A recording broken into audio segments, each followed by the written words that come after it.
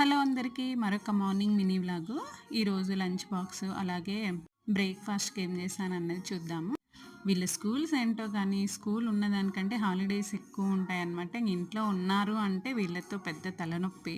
ముందేమో Saturday Sunday, ఇంకా Monday రోజు బోనాలు హాలిడే అని ఇచ్చారు. ట్యూస్డే వెళ్ళారు, మళ్ళీ వెనస్డే బంద్ అని చెప్పి తెలంగాణలో హాలిడే ఇచ్చారు. ఇలా 2 రోజులు స్కూల్‌కెళ్తే 4 రోజులు హాలిడేస్ వస్తూనే ఉన్నాయి వీళ్ళకైతే. దానికి తోడు 2 డేస్ నుంచి వర్షాలు పడుతూనే ఉంది కంటిన్యూగా. వెదర్ కూడా చాలా చల్లగుంది. పడుకుంటే పిల్లలు లేవట్లేదసలు.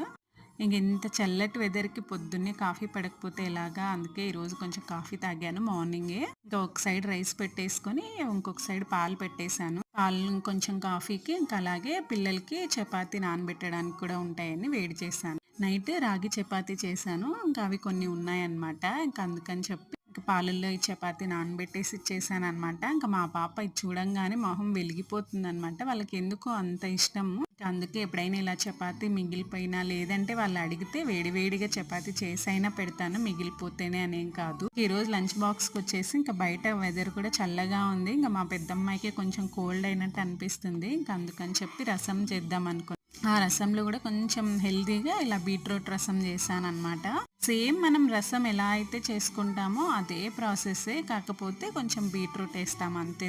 టమాటాలు, బీట్రూట్ చిన్న చిన్నగా కట్ చేసుకొని కుక్కర్లో వేసుకొని వాటర్ వేసి మెత్తగా ఉడికించుకోవాలి. ఒక 3-4 విజిల్ పెడతామంటే సాఫ్ట్గా అయిపోతుంది అనమాట. ఇంకా దాన్ని మిక్సీ పట్టేసుకోవాలి. జనరల్గా అయితే నేను రసం చేస్తే వెల్లుల్లి, జీలకర్ర, మిరియాలు ఇవి సపరేట్గా దంచుకుంటాను. కాకపోతే ఇంకా మార్నింగ్ టైం ఉండదని చెప్పేసి ఇలాగ బీట్రూట్లోనే అన్నీ వేసి మిక్సీ పట్టేసాను అనమాట. ఇంకా మిగతా ప్రాసెస్ అంతా సేమ్ మనం రసం ఎలా ఫాలో అవుతామో అదే ప్రాసెస్ ఫాలో అవుతాను. బీట్రూట్ తినని పిల్లలు ఉంటారు కదా, వాళ్ళకి ఇలాగ బీట్రూట్ రసం చేసామంటే అసలు అందులో బీట్రూట్ ఉన్న టేస్టే ఉండదు అనమాట. సేమ్ రసం టేస్టే ఉంటుంది. ట్రై చేసి చూడండి. ఇలా పెడితే కంపల్సరీ తినేస్తారు. బీట్రూట్ హెల్దీ కదా. మా పాప బీట్రూట్ కానీ క్యారెట్, కీర పచ్చిగానే తింటుంది. కానీ ఎందుకు బీట్రూట్ తిన్న రోజు కంపల్సరీ వామిటింగ్ అవుతుంది. వెంటనే కూడా అవ్వదు, ఆ డేలో ఎప్పుడో ఒకసారి అయిపోతుంది. ఇంకా అందుకని పచ్చి బీట్రూట్ తినడం మానేసింది అనమాట. అందుకని ఇలాగ రసం లాగా, కర్రీ, ఇంకేదైనా వెజిటబుల్ రైస్ చేసినా, టమాటా రైస్ చేసినా బీట్రూట్ వేసి పెట్టేస్తుంటాను. ఇంకా ఈరోజు లంచ్ బాక్స్కి ఇలాగా